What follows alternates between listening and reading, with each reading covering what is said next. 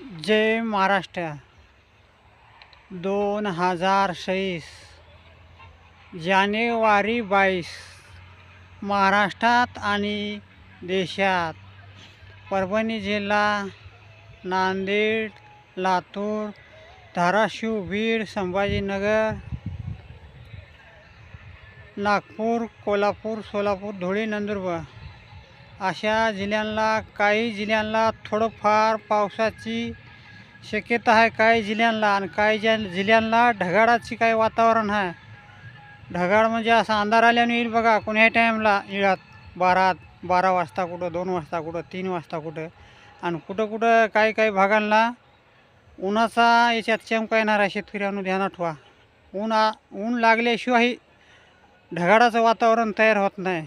हे सूचना आहे द्यायला तुम्हाला मी हवामान अंदाजा म्हणून. काही याच्यात फिकीर चिंता काहीच करू नका.